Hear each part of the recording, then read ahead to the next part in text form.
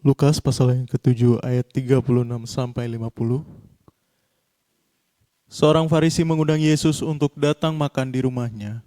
Yesus datang ke rumah orang Farisi itu, lalu duduk makan. Di kota ada seorang perempuan yang terkenal sebagai seorang berdosa. Ketika perempuan itu mendengar bahwa Yesus sedang makan di rumah orang Farisi itu, datanglah ia membawa sebuah buli-buli pualam berisi minyak wangi. Sambil menangis, ia pergi berdiri di belakang Yesus, dekat kakinya. Lalu membasahi kakinya itu dengan air matanya dan menyekanya dengan rambutnya. Kemudian ia mencium kakinya dan meminyakinya dengan minyak wangi itu. Ketika orang Farisi yang mengundang Yesus melihat hal itu, ia berkata dalam hatinya, "Jika ia ini nabi, tentu ia tahu siapakah dan orang apakah perempuan yang menjamahnya ini. Tentu ia tahu bahwa perempuan itu adalah seorang berdosa." Lalu Yesus berkata kepadanya, "Simon, ada yang hendak kukatakan kepadamu." Sahut Simon, "Katakanlah, Guru." Ada dua orang yang berhutang kepada seorang pelepas uang. Yang seorang berhutang 500 dinar, yang lain 50. Karena mereka tidak sanggup membayar, maka ia menghapuskan hutang kedua orang itu. Siapakah di antara mereka yang akan terlebih mengasihi dia? Jawab Simon, "Aku kira dia yang paling banyak dihapuskan hutangnya." Kata Yesus kepadanya, "Betul pendapatmu itu." Sambil berpaling kepada perempuan itu, ia berkata kepada Simon, "Engkau lihat perempuan ini? Aku masuk ke rumahmu, namun engkau tidak memberikan aku air untuk membasuh kakiku, tetapi dia membasahi kakiku dengan air mata dan menyekanya dengan rambutnya. Engkau tidak mencium aku, tetapi sejak aku masuk ia tiada henti-hentinya mencium kakiku. Engkau tidak meminyaki kepalaku dengan minyak, tetapi dia meminyaki kakiku dengan minyak wangi.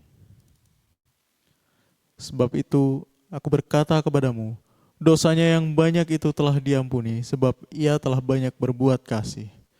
Tetapi orang yang sedikit diampuni, sedikit juga ia berbuat kasih." Lalu ia berkata kepada perempuan itu, "Dosamu telah diampuni." Dan mereka yang duduk makan bersama dia berpikir dalam hati mereka, "Siapakah ia ini, sehingga ia dapat mengampuni dosa?" Tapi Yesus berkata kepada perempuan itu, "Imanmu telah menyelamatkan engkau. Pergilah dengan selamat." Yohanes pasal 12 ayat 1 sampai 8. 6 hari sebelum Paskah, Yesus datang ke Betania, tempat tinggal Lazarus yang dibangkitkan Yesus dari antara orang mati. Di situ diadakan perjamuan untuk dia dan Marta melayani. Sedang salah seorang yang turut makan dengan Yesus adalah Lazarus. Maka Maria mengambil setengah kati minyak narwastu murni yang mahal harganya, lalu meminyaki kaki Yesus dan menyekanya dengan rambutnya. Dan bau minyak semerbak di seluruh rumah itu.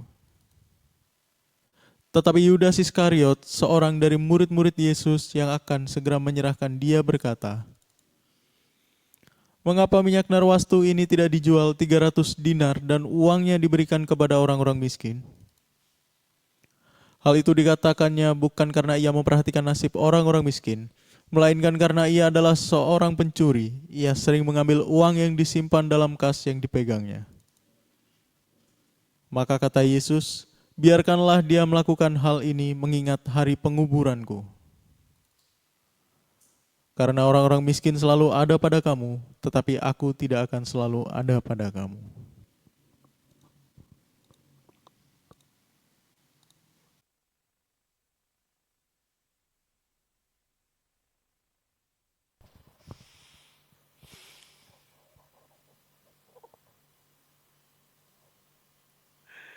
Oke, shalom semuanya. Tuhan Yesus berkati. Thank you sama hadir ya. Nah, Minggu ini kita sudah belajar ya 2 part bagaimana karakter orang Farisi, bagaimana karakter seorang pemberontak, di mana mereka mengadakan pemberontakan demi pemberontakan yang merusak tatanan yang ada.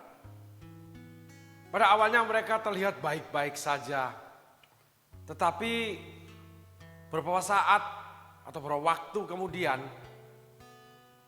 pasti apa yang dikerjakan oleh orang seperti itu akan mengandung kerusakan di tatanan di mana dia berada. Saya ulangi saudaraku. Seorang pemberontak itu selalu awalnya itu dia baik-baik saja. Sehingga dia terhisap pada suatu keadaan, suatu tempat, suatu komunitas, suatu pekerjaan, suatu pelayanan, suatu gereja menjadi baik. Dan dia menjadi salah satu bagian daripada kesemuanya.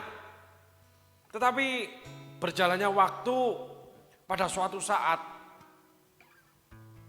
dia akan melakukan sesuatu di mana tatanan itu akan porak-poranda dan rusak, saudaraku. Sehingga kita di awal kita belajar di minggu yang lalu bagaimana kita harus preparing, kita harus bersiap. Kita tidak akan pernah tahu, tidak ada seorang pun yang tahu kedalaman hati. Manusia melihat penampilan, Allah melihat hati. Kalau secara penampilan Raja Saul itu bagus, hebat. Dan karyanya sepanjang hidupnya itu bagus, saudaraku.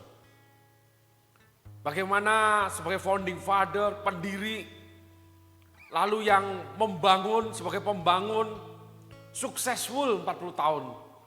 Membangun sebuah bangsa yang jatuh bangun, yang awalnya sebagai bangsa yang diperbudak di Mesir, lalu di padang gurun berputar katanya dipimpin Allahnya, masuk tanah perjanjian, merampas menduduki tanah perjanjian sesuai janji Allahnya katanya. Kita anggap kita ini penonton aja, saudaraku. Setelah itu jatuh bangun ditawan kembali oleh bangsa-bangsa di Kanaan. Kisah sejarah yang amburadul, saudaraku. Ketika sedang baik-baik saja, sedang membutuhkan sesuatu, bangsa itu selalu mencari Allah. Ketika semuanya baik-baik saja, ya baik-baik saja. Ketika membutuhkan sesuatu, ya baik-baik saja, menyembah Allahnya, mencari Allahnya. Tetapi ketika sesuatu tidak baik, mereka memberontak. Yang dimulai dengan namanya 12 pengintai. Sampai akhirnya masuk ke kitab Hakim-Hakim. Jatuh bangun mereka. Yang selalu didahului dengan keberhasilan. Setelah mereka berhasil menduduki tanah Kanaan, hidup dengan nyaman, aman, tentram, mereka mulai punya berhala-berhala. Hidup mereka seperti bangsa-bangsa Kanaan. Bahkan mereka mengikut dan menyembah dewa-dewi Kanaan yang disembah bangsa Kanaan. Bangsa Kanaan berbicara tentang orang-orang dunia yang berhasil. Karena orang-orang Kanaan adalah orang-orang yang berhasil. Karena tanah Kanaan itu tanah subur, saudaraku. Akibatnya membuat anak-anak Tuhan yang diperbudak dosa awalnya diambil dari lumpur dosa kotoran dunia. Ketemu Yesus, mengikut Yesus, menyembah Yesus, mengalami 10 tulah disingkirkan, musuh terbesarnya Fir'aun ditelan dengan laut Teberau. Lalu taat dalam pimpinan di mana pemimpin mereka dipimpin oleh Tuhan sendiri. Mereka mengikuti pemimpin mereka yang dinamakan Musa. Tetapi beberapa saat kemudian setelah menghadapi permasalahan, mereka mulai menggerutu. Mereka mulai sampai mau membunuh mati Musa. Mereka mulai pingin kembali ke Mesir. 12 pengintai, orang-orang enak.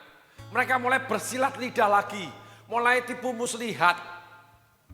Seperti yang lalu kita belajar, mencari jalan dengan tipu muslihat, ingin membunuh Yesus. Mereka ingin membunuh perjalanan yang menuju tanah Kanaan, membunuh pemimpin mereka Musa dan Harun. Dan mereka akan kembali ke Mesir dengan namanya fitnah, memutarbalikkan, dengan namanya yang putih jadikan hitam, hitam jadikan putih. Emangnya di Mesir tidak ada semangka, tidak ada bawang. Padahal di Mesir mereka jadi budak, mana ada itu. Sedangkan di padang gurun mereka setiap hari diberikan roti yang manis, roti yang namanya mana. Mereka diberikan daging, burung puyuh dibawa angin sampai keluar daging dari hidung. Sepatu tidak pernah rusak, baju tidak pernah robek. Bagaimana mereka diberikan pemimpin yang membawa mereka mengenal manajemen, mengenali kehidupan, cara hidup. Karena Musa adalah orang yang 40 tahun hidup di Mesir, menjadi pangeran Mesir, lalu menjadi panglima tentara Mesir, sekolah terbaik di Mesir. Mesir adalah kerajaan yang terhebat saat itu. Kalau zaman ini Amerika. Orang yang pandai mampu mengatur pasukan ratusan ribu. Sehingga Musa dipilih untuk memimpin ratusan ribu kepala keluarga. Sehingga bangsa itu berjalan dengan baik di padang gurun. Mereka dapat menyediakan buat diri mereka namanya rumah sakit. Musa mendidik para perawat. Mana ada budak itu perawat, mana ada budak itu punya rumah sakit. Yang ada yang mati aja dibunuh sama prajurit Mesir karena nggak bisa kerja. Mereka punya yang namanya logistik, makanan yang disimpan, yang diawetkan. Mereka menyimpan daging yang berpuluh-puluh, beratus-ratus ton, beribu-ribu ton di gudang-gudang yang bisa di packing, yang bisa dibawa mobile, dipimpin oleh Musa yang pandai. Ada banyak orang percaya pada Yesus masuk pada sebuah gereja, lalu dituntun Tuhan belajar segala sesuatu termasuk kehidupan di gereja itu. Dipertemukan dengan orang-orang hebatnya Tuhan, orang-orang anak-anak Tuhan yang hidup bekerja secara sekuler, begitu nyata pertolongan Tuhan, sehingga mereka mulai belajar dan menjadi pandai dan menjadi berhasil di tanah Kanaan. Dari padang gurun, lalu dipimpin lagi oleh seorang pemimpin yang lahir daripada imam itu sendiri, dari pastornya, dari gerejanya. Pengajaran-pengajaran diberikan tentang kehidupan rohani di dunia ini yang berhasil. Berhasil secara rohani, berhasil secara duniawi. Hidup di bumi seperti di surga. Dan segala sesuatunya. Ada banyak orang yang dipimpin oleh pastor-pastor yang hebat-hebat. Juga oleh pastor-pastor yang punya tim para pastor yang hebat-hebat mengajarkan kehidupan. Ada yang mantan pemimpin perusahaan besar yang menjadi hamba Tuhan. Ada pengusaha besar jadi hamba Tuhan. Jadi orang-orang seperti ini yang diambil Tuhan untuk memimpin umat. Musa seorang besar dari Mesir, dari dunia, dipanggil menjadi full time untuk memimpin dan mengajar umat. Bukan hanya rohani, budak gak mengerti apa-apa. Musa mengajarkan tentang logistik, sanitasi, bagaimana membuat yang namanya WC, kamar mandi, tempat penyimpanan air, mencari air di padang gurun, lalu bagaimana merawat bayi, semuanya diajarkan Tuhan. Budak gak bisa, karena miskin gak punya apa-apa, taunya dicambuk, harus kerja, sakit pun harus kerja. Musa kalau prajurit sakit gak mungkin bisa berperang, pasti disediakan rumah sakit terbaik, istirahat dengan tabib-tabib terbaik, obat-obatan terbaik, semua yang terbaik.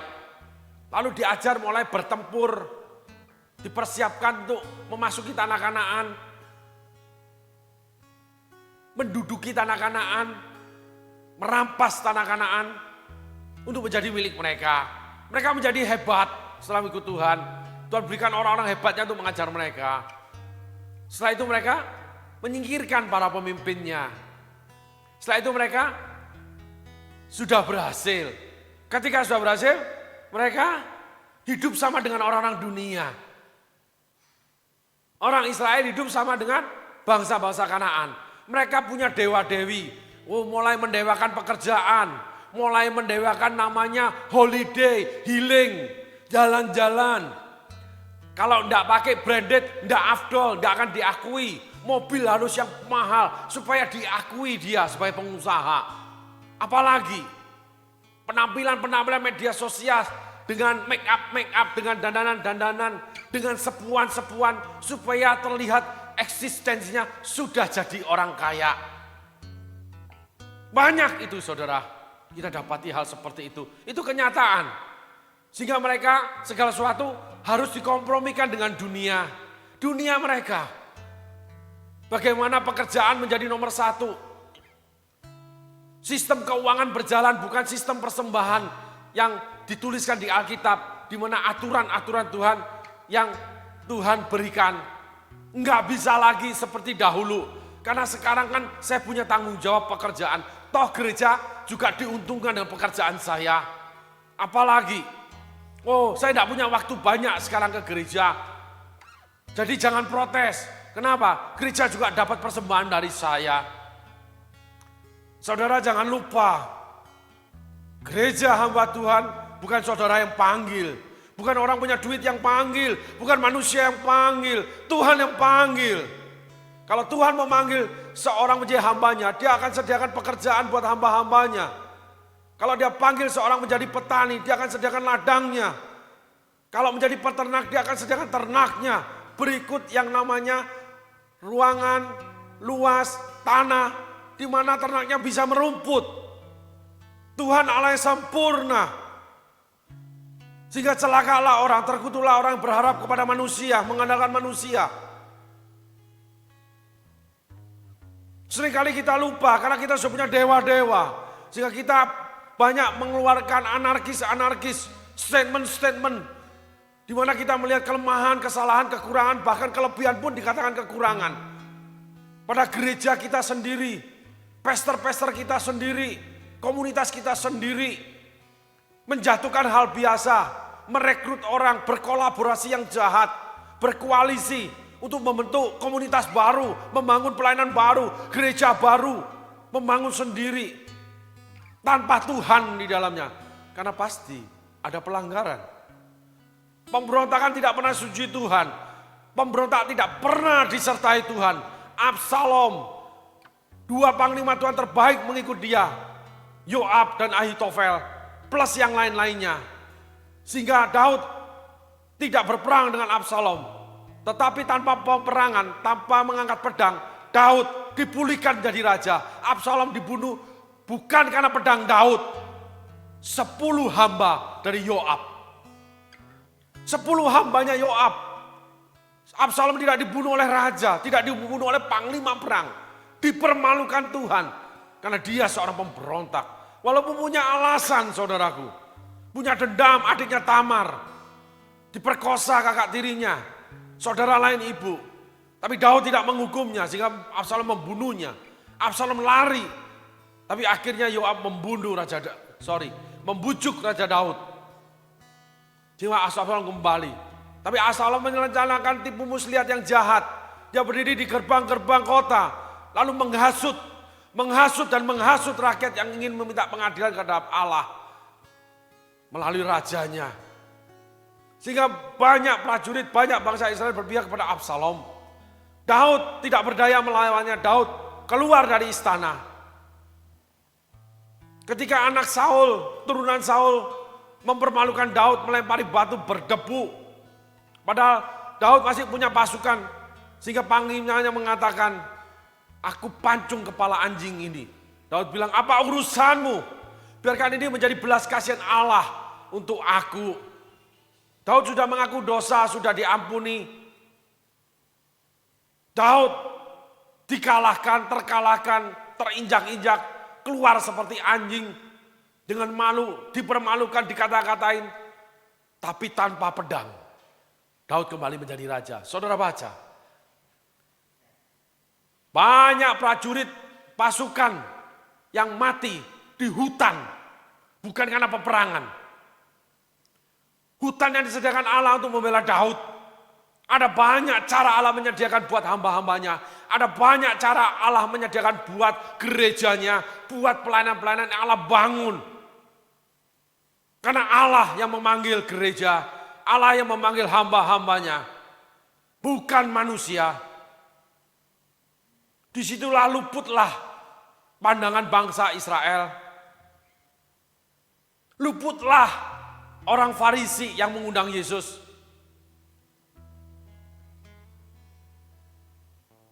Maka dia menguji Yesus. Anarkis. Selalu dimulai dengan orang yang baik-baik. Terlihat baik-baik. Tapi waktu akan menjadi hakim yang menguji. Akan tiba waktunya dia akan memberontak.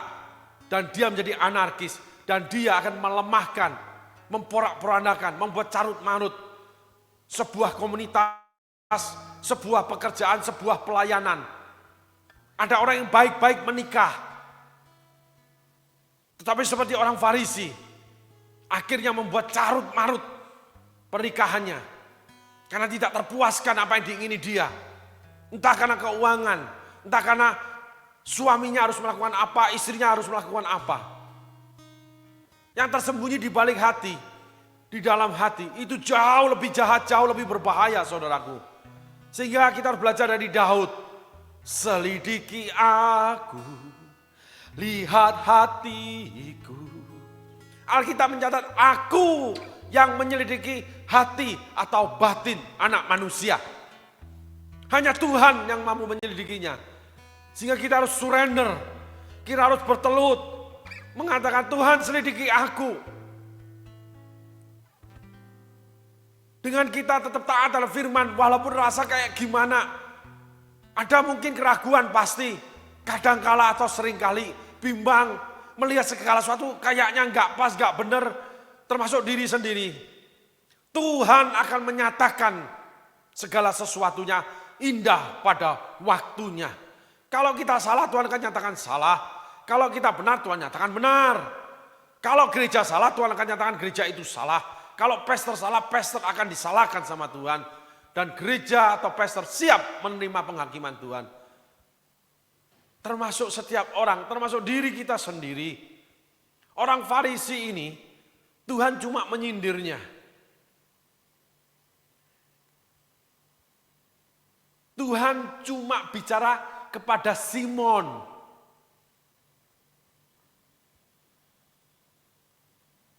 Di kisah yang lain, Tuhan gak bisa ditangkap itu. Yang menyerahkan Tuhan, itu yang baik-baik pada awalnya. Namanya Yudas. Orang Farisi itu sinonim dengan namanya Yudas. Yang menyerahkan itu Yudas. Keduanya sama-sama baik-baik. Yang satu menguji, awalnya cuma menguji. Akhirnya tidak puas, akhirnya memberontak. Dan lari, menjual, mengata-ngatai, merendahkan, mendiskreditkan, menyiarkan, berkolaborasi. Sehingga orang yang melakukan yang paling baik, perempuan-perempuan memberi persembahan terbaik buat Tuhannya, dimarahi mereka. 3 kisah ini mengandung intisari itu. Yang melahirkan kebinasaan Yudas. Mengandung kecurigaan, ketidakpercayaan. Mengandung anarkis. Lahirlah kebinasaan Yudas. Kita belajar dari kisah 3 perempuan ini dengan baik. Kita harus belajar membuka hati. Jadi jangan berpura-pura baik, berpenampilan baik. Pada suatu hari Allah akan singkapkan hatimu. Kamu tidak baik-baik saja dengan pelayanan ini. Kamu tidak baik-baik saja dengan gereja ini. Kamu tidak baik-baik saja dengan pastor ini atau itu sama saja. Inilah pesan-pesan isi hati Tuhan. Ketika Tuhan menuliskan 3 kisah perempuan ini. Di mana itu menceritakan pada awalnya baik-baik saja. Mengundang makan, memberi persembahan, menyerahkan diri, pelayanan full time. Tapi akhirnya yang membuat kacaunya sebuah pelayanan. Kacaunya sebuah gereja. kacaunya kehidupan seorang pastor.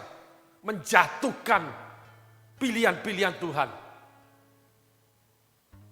Itu orang yang punya hati tidak baik. Yang selalu diawali dengan baik-baik saja. Memberi baik-baik saja. Tapi akhirnya menghancurkan apa yang dia berikan kepada Tuhannya. Melalui waktu sebagai hakim yang agung. Sehingga ujian pencobaan itu selalu mendatangi kita tiba-tiba. Seperti perempuan yang terkenal berdosa. Nah, yang kita lakukan, respon kita dalam ujian itu, kemurnian itu diuji. Minyak itu murni dan mahal. Kalau kita melewatinya, kita menjadi murni dan mahal di hadapan Tuhan. Sehingga segala sesuatu dalam kehidupan kita di-upsize, di-upgrade, next level. Sehingga banyak orang, kenapa si A berhasil dalam hal ini, kenapa si B berhasil dalam hal itu, kenapa saya tidak berhasil dalam hal ini dan itu. Karena kita tidak lulus. Gagal ketika dimurnikan, ketika tiba-tiba mendatangi kita. Perilaku kita merusak, menghancurkan. Padahal awalnya kita baik-baik saja. Itu inti berita pesannya saudaraku. Sehingga saudara yang baik-baik, hati-hati, saudara sendiri yang akan menghancurkan yang saudara berbuat baik-baik itu. Selidiki hati saudara, minta Roh Kudus ungkapkan, singkapkan. Mana hati gue tidak baik? Dari dalam hati keluar pikiran-pikiran yang jahat, yang masuk ke dalam tubuhmu, melalui mulutmu, akan keluar di jamban. Tapi yang keluar dari hatimu, itu yang akan menajiskan kamu. Yesus ngomong, ini kita harus pahami, inilah kacamata surgawi. Inilah kacamata inti isi hati Tuhan. Bukan penampilanmu yang dia lihat. Manusia melihat penampilan, Allah melihat hati. Itu yang dikatakan Tuhan melalui Nabi Samuel. Kita melihat Eliab kakaknya Daud. Dengan 7 orang kakak Daud. Tapi ada yang kecil-kecil, elok, moleh. Yang enggak gagah perkasa, enggak menjadi tentara. Yang cuma jadi kambing domba 1-2 ekor. Lahir dari perzinahan, dari dosaku dikandung ibuku. Yang orang miskin, orang gak sekolah. Dijadikan raja. Yang bukan hanya memenangkan peperangan, tapi menduduki kerajaan-kerajaan yang dia kalahkan. Saul cuma memenangkan peperangan, tapi tidak menduduki. Itulah yang membuat Raja Daud jatuh. Karena setiap raja yang kerajaan yang dia taklukkan itu memberikan upeti setiap tahun. Jika utusan selalu datang, lalu Daud mengadakan pesta. Itu sudah adat istiadat pada zaman itu. Sehingga anak-anak Tuhan itu banyak juga yang hancur gara-gara adat istiadat yang tidak firman Allah. Banyak hal yang dikatakan di Alkitab yang distimulir, ditambahkan atau dikurangkan. Kalau enggak begini, enggak kudus. Kalau enggak begitu, enggak bisa dengar suara Tuhan. Saya punya kisah ini, saudaraku. Saya punya kisah ini. Ada seorang nabi Tuhan dari Malaysia. Yang melayani di gereja di mana dahulu saya bergabung. Dan saya diperintahkan oleh Bapak Gembala menemaninya sebagai seorang full timer di gereja itu. Sehingga kemana-mana saya bersama dia.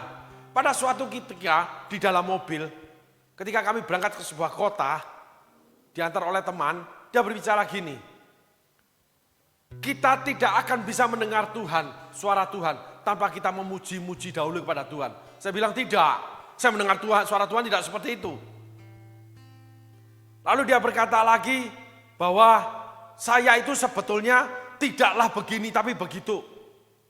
Kalau kita boleh angkat, kamu itu tidaklah full time, kamu mestinya tidak full time. Saya bilang tidak, saya ketemu Tuhan langsung. Kurang lebih seperti itu saudaraku. Aneh-aneh dia ucapkan. Tetapi ketika ibadah dia pimpin, pada suatu kali saya dipanggil altar call sama dia yang terakhir. Karena kami berteman. Tapi saya tidak menerima kebenaran dia yang dari dia sendiri. Yang tidak tercatat di Alkitab. Saya tolak dengan tegas. Walaupun kita berteman. Saya dipanggil altar call. Lalu dia berkata-kata yang dari Tuhan. Begitu kalimat pertama, kedua, enggak sampai selanjutnya saya jatuh rebah. Nangis saya. Saya disembuhkan, inner healing. Kata-kata itu sangat menusuk, membuat saya menangis. Itu kebenaran dia ucapkan. Kamu seperti pengemis dari rumah ke rumah. Dan sebagainya. Itu betul-betul kesakitan yang saya tahan. Saya direbahkan sama Roh, betul saya ngalami itu. Dan saya nangis lalu dia mengucapkan kata-kata nubuat untuk saya. Semua dari Tuhan. Karena itu benar yang dia ucapkan. Dan ada kuasa Allah yang mengalir dalam saya. Tapi perkataan dia pribadi. Budaya adat istiadat yang dia ucapkan dalam penyembahan. Baru mendengar suara Allah. Saya tolak. Dan orang ini ketika kami tidur bersama, melakukan hal yang tidak patut. Dan saya marah sama dia. Di situ saya tidak mau menemani dia lagi. Orang ini sakit jiwanya, saya bilang. Seseorang dipakai Tuhan, dan saya alami lawatan Tuhan melalui orang itu. Di dalamnya itu ada yang tidak baik, saudaraku. Dan orang ini diundang di mana-mana di Indonesia, di gereja. Dan dia punya schedule sekian bulan sekali pasti masuk Indonesia. Dan diundang oleh hamba-hamba Tuhan yang terkenal, gereja-gereja yang terkenal, saudaraku. Inilah kenyataan. Ternyata dia memelihara yang tersembunyi. Yang itu dia lakukan di kamar ketika kami berdua. Laki-laki, saudaraku. Dan saya marah itu. Halo. Inilah kotoran-kotoran yang Tuhan ingin bersihkan dari gerejanya. Inilah kotoran-kotoran yang Tuhan ingin bersihkan dari kehidupan setiap anak-anaknya. Nah, saya pun melakukan beberapa hal yang tidak patut, yang kotor di hadapan Tuhan. Inilah kenyataannya. Tetapi ketika Yesus bekerja, Yudas tidak bertobat. Petrus ketika Tuhan tegur, Petrus bertobat. Daud ketika Tuhan tegur, Daud bertobat.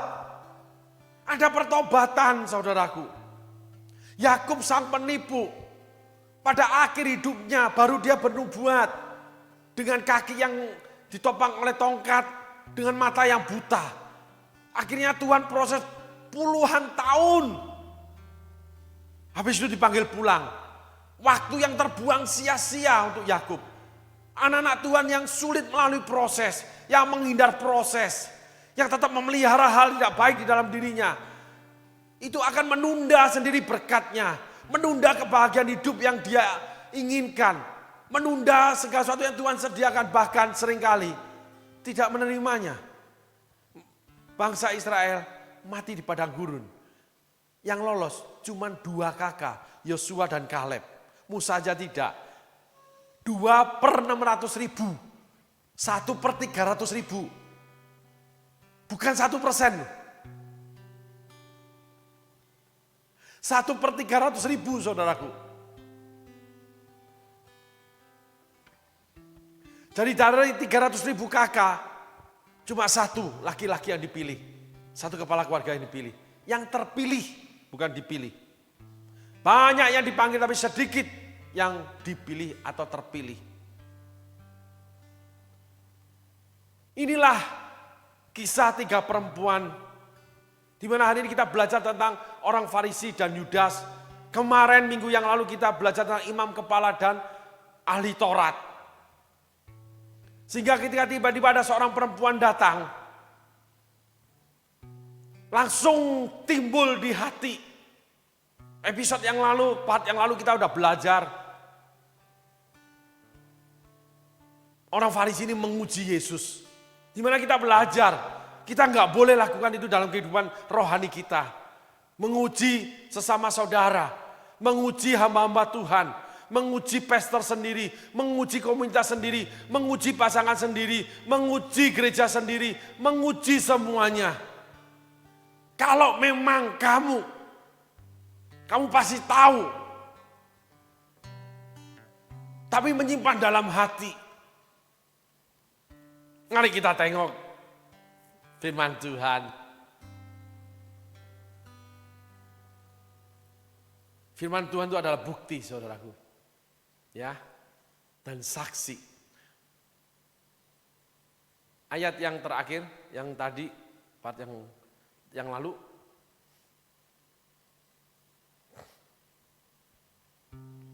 Ketika orang Farisi yang mengundang Yesus melihat hal itu, ia berkata dalam hatinya, jika ia ini nabi, tentu ia tahu siapakah dan orang apakah perempuan yang menjamahnya ini. Tentu ia tahu bahwa perempuan itu adalah seorang berdosa. Kita mundur ke ayat 38. Sambil menangis ia pergi berdiri di belakang Yesus dekat kakinya, lalu membasahi kakinya dengan air matanya dan menyekanya dengan rambutnya. Kemudian ia mencium kakinya dan meminyakinya dengan minyak wangi itu. Ayat 40. Lalu Yesus berkata kepada Simon, Simon, ada yang aku katakan kepadamu, sahut Simon, katakanlah guru. Kita masuk ke ayat 37. Di kota itu ada seorang perempuan yang terkenal sebagai orang berdosa. Ketika perempuan itu mendengar bahwa Yesus sedang makan di rumah orang Farisi itu, datanglah ia membawa sebuah buli-buli pualam berisi minyak wangi. Perempuan ini mendengar Yesus. Dia tidak kenal Yesus, tapi dia dengar cerita, berita tentang Yesus. Dia datang, dia tidak banyak bicara. Dia meminyaki kaki Yesus dan menciumnya berkali-kali. Orang yang ingin kenal Yesus, orang Farisi. Kira-kira kalau saudara ada di tempat itu, saudara pilih mana? Orang Farisi yang mengundang Yesus makan, bermaksud baik menjadi berkat.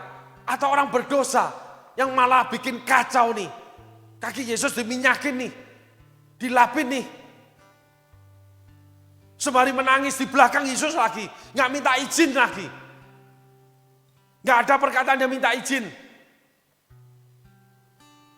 Tahu kalau dirinya berdosa. Seperti janda miskin kepada hakim yang jahat. Seperti perempuan yang memberi persembahan 2 peser 1 duit. Yang tiba-tiba datang. Tetapi tiba-tiba yang baik. Tiba-tiba ingin memberi. Saya kasihan melihat. Saya kok tergerak ya kepada hamba Tuhan itu. Oh saya kok nyaman di gereja ini. Kok saya ingin di gereja ini. Dan sebagainya. Seperti perempuan yang berdosa ini. Dan akhir ceritanya kan Tuhan mengampuni. Karena perempuan ini melakukan untuk Tuhan. Kalau orang Farisi itu menguji Tuhan, sangat jauh berbeda. Orang Farisi memberkati yang dilihat orang. Perempuan ini memberkati, Allah melihat isi hatinya ketika berkatnya diberikan.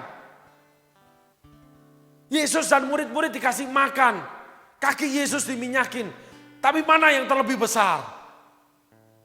Saul dengan Daud, mana yang lebih dikasihi? Mana yang lebih berdosa? Secara manusia Daud yang paling jahat. Saul benar hidupnya kok. Tapi hati Saul tidak pernah melekat dengan Tuhan. Hati Saul melekat dengan tahtanya Tuhan. Ketika rakyat berserak-serak meninggalkan Saul, maka Saul mengangkat persembahan yang sepatutnya dan seharusnya dan harus dilakukan oleh imam yang namanya Nabi Samuel. Lalu Allah memerintahkan Saul, kamu kalahkan Raja Agag, kamu bunuh mati semua termasuk rampasan itu. Kamu bunuh Raja Agag, kamu bunuh semuanya. Saul menyimpan lembu tambun, barang-barang berharga. Dengan memakai kata, untuk orang miskin. Saul tidak taat. Kalau melihat alasan Saul, Saul benar. Tapi Saul tidak taat terhadap Allah. Saul mati masuk neraka. Jabatan Saul dicopot sebagai raja.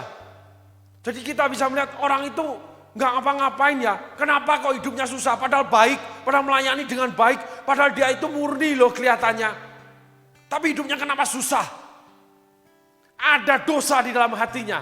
Salah satunya bisa seperti dosa orang Farisi. Bisa seperti dosa Saul. Yang melanggar perintah Tuhan. Suruh nginjil kok jadi gembala. Suruh jadi gembala kok nginjil. Jadi gembala kok kelinang-kelinong terus. Tidak pernah ada nungguin jemaat. Suruh diam di rumah kok malah pergi ke teman-teman. Suruh pelayanan di desa kok pelayanan ke kota. Pelanggaran terhadap Allah. Yang orang tidak tahu. Hati yang memberontak. Menjadi dia anarkis di mana-mana. Memberi sulit orang. Mengacaukan segala sesuatu. pada waktunya. Awalnya baik-baik. Saul itu awalnya baik-baik. Saudaraku, Saul pertama itu bergumul, bergaul karib dengan Nabi Samuel.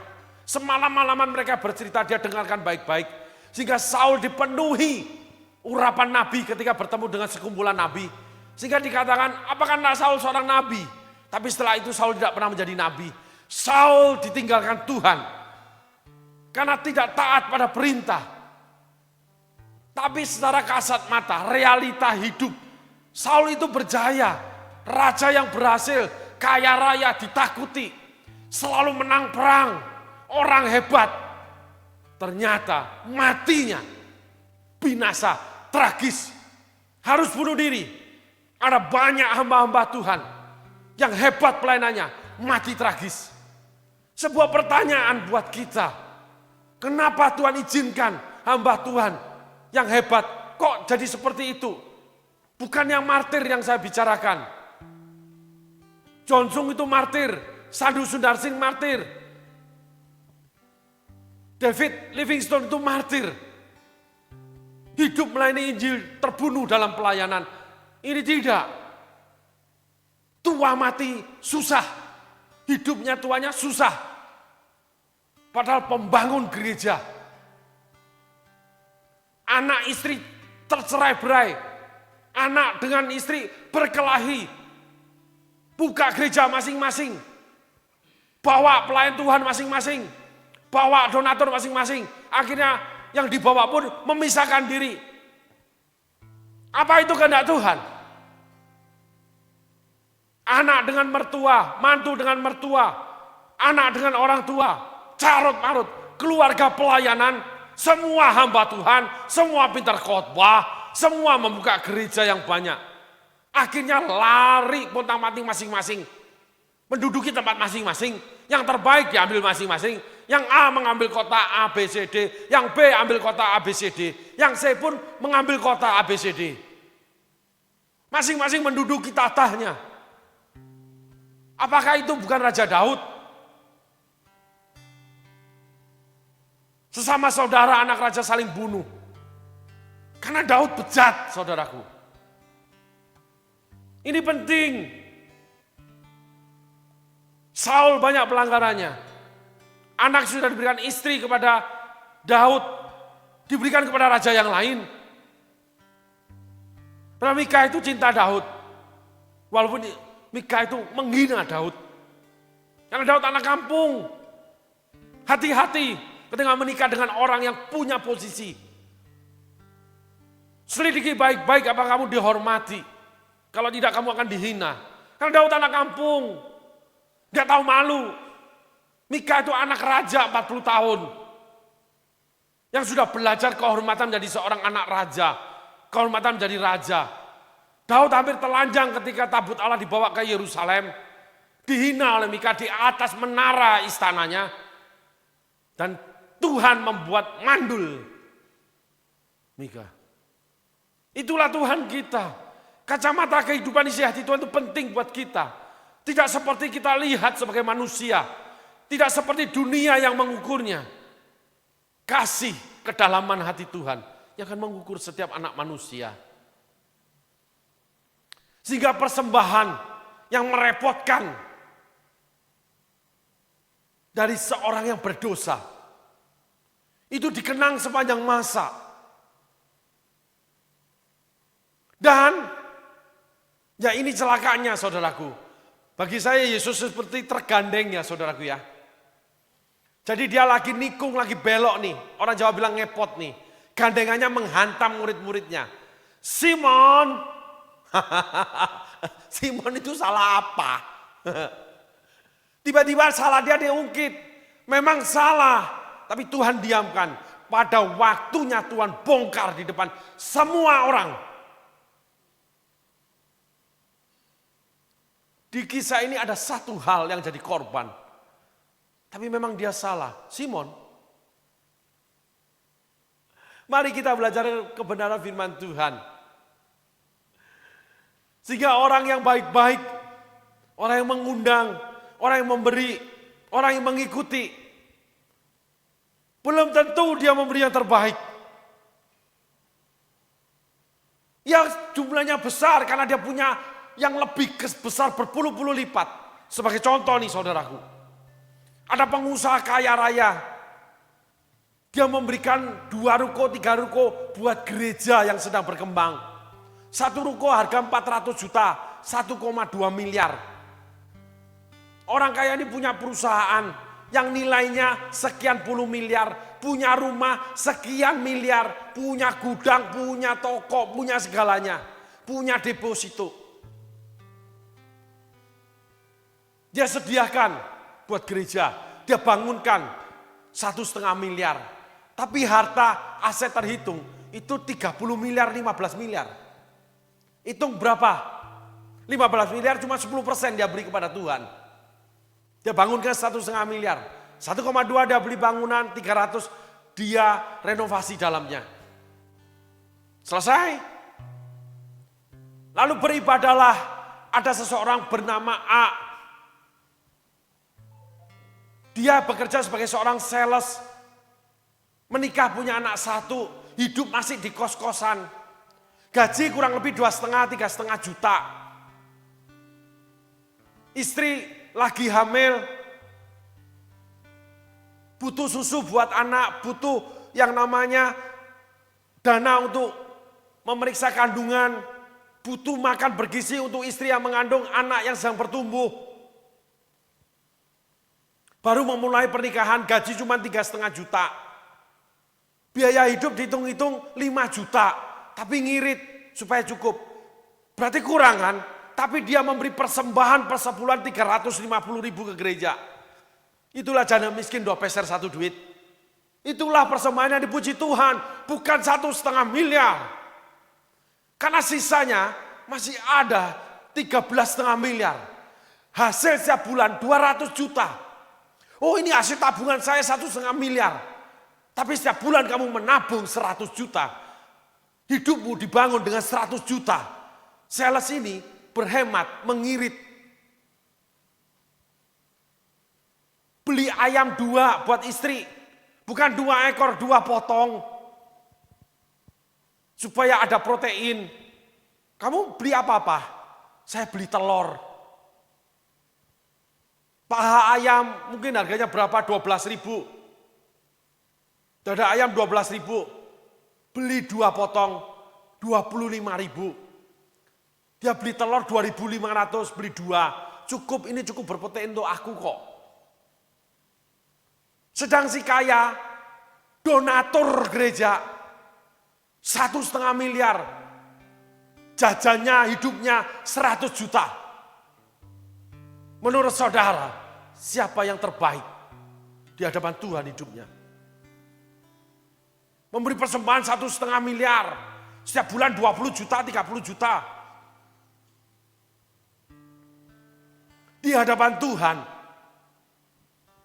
siapakah yang terbaik? Orang yang mengorbankan segala-galanya untuk orang lain, untuk Tuhannya. Kasihilah Tuhan Allahmu dan kasihilah sesamamu. Orang yang berkorban untuk keluarga yang terbaik, dia sendiri dia kasih yang cukup-cukup saja.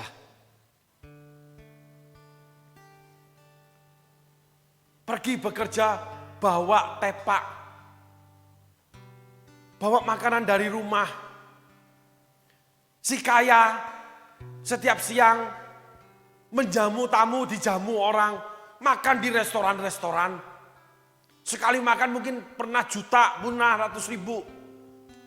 Sedang si sales turun ke kantin perusahaan. Atau ketika dia lagi di luar, dia berhenti pinggir jalan. Dia makan di bawah pohon. Nasi yang dia bawa dari rumah. Lauk dan sayur dari rumah. Tempe, tahu, telur dengan sayur. Cukuplah ini untuk aku. Kira-kira yang terbaik yang mana menurut saudara? Inilah ukuran kacamata kedalaman kasih Tuhan. Melihat kedalaman kasih seseorang dari pengorbanan. Bukan dari pemberian. Bukan dari undangan makan. Itulah Simon. Perempuan ini berdosa. Tapi kamu tidak pernah melakukan apa yang dilakukan perempuan ini. Salah apa Simon, saudaraku? Dicandak-candak saya ini. Tahukah saudara, yang lalu saya sudah bagikan. Tuhan itu pura-pura tidak tahu loh. Tuhan itu bisa mengumpulkan kesalahanmu loh. Buktinya Saul, setelah tahun ke-40 pertama kali dia kalah. Barulah dia mencari Tuhan. Diberikan kemenangan 40 tahun. Bagi saya itu seperti orang dijejelin. Apa yang kamu mau? Setelah itu binasalah kamu. Itulah Saul, saudaraku. Daud dibiarkan itu. Mengobrak-abrik Batseba. Ditidurin. Kan bisa aja Tuhan bicara melalui suara dia. Bisa aja Nabi Nathan diutus lebih dulu. Kamu jangan tidurin perempuan lain. Jangan kamu bunuh Uria. Tuhan diamkan Daud. Sampai perempuan itu hamil. Ketika Daud merancangkan tidak membunuh Uria, Tuhan bisa gagalkan Daud. Ngeri jatuh dalam tangan Allah yang hidup. Itu Paulus tulis, saudaraku. Dia diamkan ketika kita mau berbuat dosa. Dan kita dibiarkan berbuat dosa sementara dia menonton kita. Kan dia maha hadir, dia maha tahu. Setelah genap matang dosa kita, baru dia utus Nabi Nathan. Dan dia sudah putuskan hukuman untuk Daud. Pedang tidak akan lari dari keturunanmu. Anak ini akan mati. Daud minta ampun sama Tuhan, bertobat. Tidak mengubahkan keputusan hukuman itu. Yang pertama, Tuhan simpan kesalahan Daud. Tuhan diamkan ketika Daud berbuat salah. Tuhan hadir semuanya itu. Dia tahu isi hati Daud. Tapi Daud memilih kejahatan. Dan ketiga, Tuhan siapkan hukuman buat Daud. Yang tidak bisa diubahkan walaupun Daud bertobat. Hati-hati. Paulus katakan ngeri jatuh dalam tangan Allah yang hidup. Jangan kamu pandang enteng didikan Tuhan. Saudaraku, hari ini kita belajar agak keras kebenaran firman. Makanan keras buat jiwa kita, buat hati kita yang menyimpan kebusukan-kebusukan. Yang kadang kita juga nggak tahu, tapi seringkali kita sadar itu yang salah. Tapi kita ikutin terus, karena kita menginginkan sesuatu. Kisah orang Farisi, dia menguji Tuhan Yesus. Yudas, dia memang menginginkan uang. Dia tidak mau keluar dari dosa sebelum mengenal Tuhan. Dosa masa lalu, dosa sebelum bertobat, dosa sebelum melayani Tuhan, dosa sebelum aktif di gereja. Mencuri uang kas. Sehingga Tuhan berikan seorang saksi namanya Rasul Yohanes. Maka Rasul Yohanes menuliskan itu. Dan Tuhan biarkan kok Yudas memengaruhi yang lain. Sehingga mereka memarahi perempuan yang memberi persembahan minyak narwastu yang mahal dan murni kepada Tuhannya. Ini berita yang kita harus terima. Ini kebenaran, saudaraku. Yang kita tidak bisa hapus karena itu tertulis di Alkitab. Saya cuma menjabarkannya seperti cerita dengan nada dan irama. Tetapi itu yang tertulis tidak luput, saudaraku. Mari kita penuhi panggilan Alkitab. Mari kita isi hidup kita dengan panggilan Alkitab. Segala tulisan yang diilhamkan Allah mendidik, mengajar, dan membawa kita pada seluruh kebenaran itu. Sehingga sangatlah penting kita belajar dan belajar. Bukan hanya pengetahuan. Pada suatu titik kita harus mengenal kedalaman Alkitab. Kedalaman firman Allah yang dituliskan di Alkitab. Di mana di dalamnya ada kedalaman kasih Yesus. Untuk menyelamatkan kita. Untuk membuat kita tidak hidup lalu mati masuk neraka seperti Saul, seperti Yudas, seperti Kain. Yang sudah diberitahu, yang sudah dilarang, malah membunuh adiknya. Tapi terkadang Tuhan diamkan seperti Daud. Yang pada waktu raja-raja pergi berperang malas, hidup dalam kemenangan, sudah terima gaji baik, sudah pekerjaan berjalan dengan baik, sudah tidak berjuang lagi bersama Tuhan. Seenaknya dewe. Berjalan-jalan di atas soto pada waktu musim raja-raja pergi berperang. Yang lain kerja yang kamu enak-enak aja. Akhirnya memakan dosa. Dia makan itu Batseba. Lanjut lagi dia bunuh Uria. Jahat sekali perbuatanmu terhadap Uria. Tidak ada satu kata yang dikatakan perbuatan ini jahat selain Daud. Itu Allah sendiri yang mengatakannya. Petrus dipanggil iblis. Sehingga hukuman Tuhan tidak bisa diubah. Pedang tidak akan lari dari keturunanmu. Sampai hari ini bangsa Israel selalu berperang. Sampai keturunanmu loh. Menerima hukuman. Gara-gara kamu aja. Ini kan tragis saudaraku. Inilah anarkis. Pemberontakan terhadap Allah. Pemberontakan terhadap firman Allah. Pemberontakan terhadap isi dunia ini. Untuk kompromis. Untuk dengan terang-terangan melanggar. Dengan terang-terangan tidak mematuhi aturan. Dengan terang-terangan tidak mengindahkan aturan yang Tuhan tetapkan. Sehingga kalau boleh saya bercanda nih ngomong. Sial banget Saul itu dipilih jadi raja. Sial banget kalau kita diberkati jadi orang kaya tapi mati masuk surga. Sial banget pekerjaan kita diberkati setelah masuk gereja tapi kita masuk neraka. Karena hati kita seperti Saul. Sial banget kita dipanggil, dipilih melayani Tuhan. Tapi kita mati seperti Yudas. Lebih baik kita menjadi jemaat biasa. Lebih baik kita jangan jadi orang kaya, jadi orang biasa-biasa. Lebih baik jangan jadi pemimpin. Lebih baik tidak memiliki segala sesuatu. Tapi kamu aman, kamu dan keturunanmu masuk surga.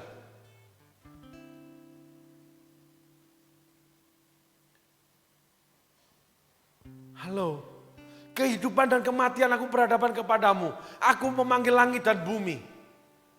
Ulangan 29, ulangan 30.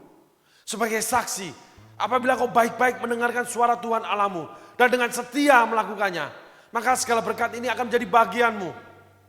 Tetapi apabila kau menyimpang ke kanan ke kiri, kamu tidak baik-baik mendengarkan suara Tuhan Allahmu dan dengan tidak setia melakukannya, maka segala kutuk ini akan mengejar dan mencapai engkau. Ini kebenaran, ini ditulis di Alkitab. Kita tidak bisa menyingkirkan Alkitab, tidak bisa beralasan perjanjian lama, perjanjian baru, nggak ada. Semua itu dari Tuhan. Dan itu udah jadi. Kalau perjanjian lama disingkirkan, kita tidak punya matahari. Matahari kan ditulis, diciptakan di perjanjian lama. Kita hidup dalam kegelapan. Bumi belum berbentuk. Segala sesuatunya kosong. Ini kebenaran saudaraku. Sehingga kita harus menyadari. Yang hari ini kita belajar. Pura-pura baik. Tapi di dalam hati tidaklah baik. Salah satu fokus yang lalu kita belajar. Bagaimana menguji dan tidak percaya kepada Yesus. Lalu yang kedua, hari ini kita mulai belajar bagaimana kesalahan Simon, kesalahan Daud, kesalahannya Saul didiamkan. Simon tidak memberi terbaik seperti perempuan yang berdosa ini. Orang-orang kaya tidak dikatakan memberi terbaik. Janda miskin 2 peser 1 duit. Malah si pendosa yang menjadi biji mata Allah. Malah si pemenang yang dimasukin neraka. Ini Tuhan macam apa? Kalau kita lihat dari kacamata dunia. Gak usah memberi, kamu kan belum berlebih. Kalau berlebih baru lebihmu kamu beri. Tidak ada artinya di hadapan Tuhan. Orang-orang kaya memberi dalam kelebihan. Tapi seorang sales, dia berkorban, mengorbankan dirinya. Memberi makan yang terbaik buat yang lain. Sedang dia cukup saja. Cukupkanlah apa yang ada padamu. Itu yang Tuhan lihat saudaraku. Hari ini kita benar-benar belajar dengan keras. Apa sih isi hati Tuhan? Dalam kontekstual ini ya saudaraku ya. 3 perempuan yang meminyaki Yesus. Mari kita tengok kembali ayat Alkitab. Ayat yang selanjutnya. Di mana Yesus memanggil Simon. Menyindir. Lalu Yesus berkata kepadanya, Simon, ada yang hendak kukatakan kepadamu, sahut Simon, katakanlah guru. Kita naik sedikit ayat 39 dulu. Orang Farisi itu, ketika orang Farisi yang mengundang Yesus melihat hal itu, ia berkata dalam hatinya, jika ia ini nabi, tentu ia tahu siapakah dan orang apakah perempuan yang menjamahnya ini. Tentu ia tahu bahwa perempuan itu adalah seorang berdosa. Ayat 40. Perhatikan ini. Lalu Yesus berkata kepada Simon, Simon, ada yang hendak kukatakan kepadamu. Sahut Simon, katakanlah guru. Perhatikan ini saudaraku. Yesus kalau bekerja tidak satu. Yesus Allah pribadi, tapi dia mengerjakan semua. Saudara harus pahami ini. Dia menyindir orang Farisi. Lu tobat apa enggak urusan lu.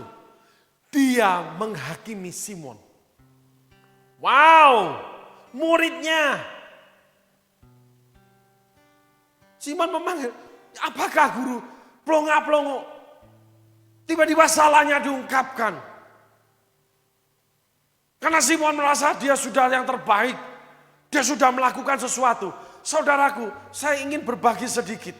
Banyak orang merasa sudah melakukan sesuatu dalam pelayanan. Yang dengan lain kata, saya sudah pernah berjasa dalam pelayanan ini. Saya sudah memberi, saya sudah ikut melayani, saya sudah membela gereja ini, membela pastor saya sudah melakukan ABCD. Saudaraku, baca Yesaya 3. Kebenaran yang pernah kamu lakukan tidak akan dibenarkan lagi. Saudara baca sendiri. Kalau kamu tidak melakukan perintah Tuhan, kalau kau mendengarkan ketika Tuhan bicara terhadap orang jahat, saya terjemahkan saudaraku.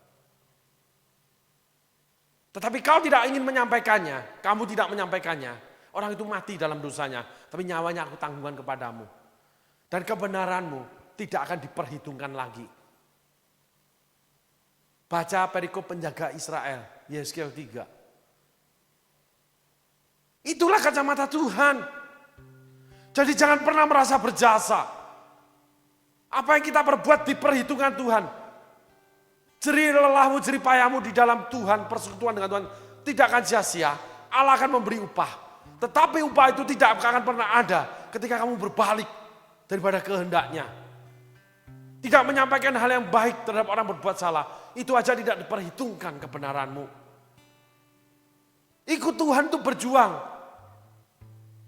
Jalannya sempit, pintunya sesak. Banyak orang mengingininya, tidak mendapatkannya.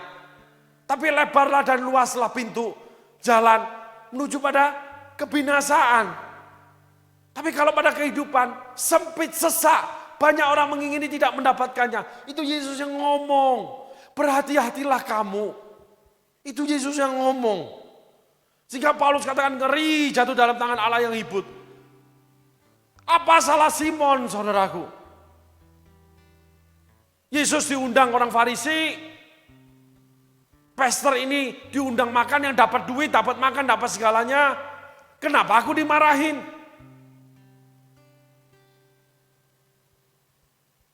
Aku tahu orang itu tidak benar.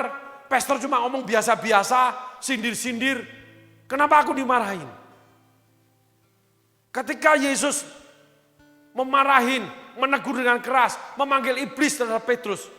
Petrus menjadi soko guru jemaat dan pemimpinnya. Petrus banyak dimarahi, tapi Petrus menjadi yang terbaik. Yudas tidak dimarahi. Bahkan Yesus cuma ngomong, orang miskin selalu ada padamu.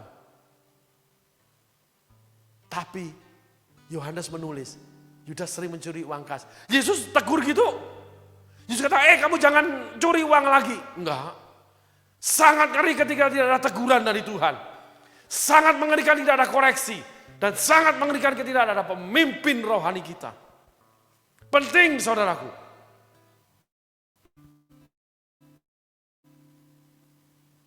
Ada beberapa hal yang tidak ada pemimpin rohani. Ketika saudara menjadi Musa. Ketika menjadi Yosua. Ketika saudara menjadi Elia. Ketika saudara dikhususkan Tuhan. Tuhan akan pimpin saudara. Tapi kita bicara ini overall, yang umum. Sehingga kita membutuhkan semua itu. Simon tidak bersalah, tapi Simon menyimpan kesalahan di hadapan Tuhan. Simon tidak memberikan terbaik, tidak memberikan apa-apa di hadapan Tuhan. Padahal Simon mengikut Tuhan. Kemana Tuhan pergi dia ikut. Murid-murid ikut melayani bersama Yesus. Membagikan 5 ketur roti, 2 ekor ikan, sisa 12 bakul. Mendengarkan Yesus ngomong. Apalagi banyak sekali. Tetapi tidak dianggap sama Tuhan. Dia cuma bilang, kamu tidak melakukan seperti perempuan ini. Apa urusanku? Kok ada? Ya kamu marah dong terhadap perempuan itu. Kalau kamu gak marah gak apa-apa. Marah dong terhadap orang Farisi. Tergandeng sedang lewat. Ekornya, gandengannya.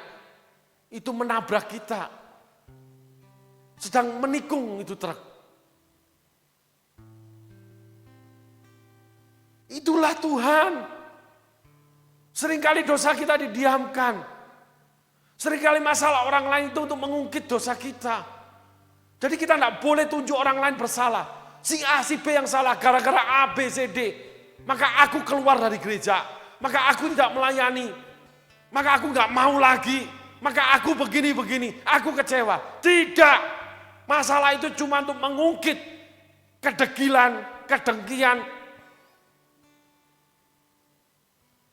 Dan semua yang buruk yang ada di hati saudara.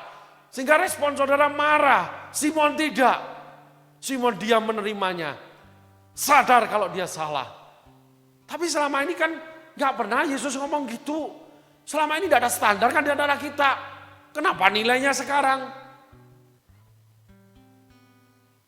Yesus melakukan hal yang berbeda. Dengan apa? Menurut anggapanmu. Karena Yesus lebih tahu. Dia maha tahu. Dia tahu segalanya.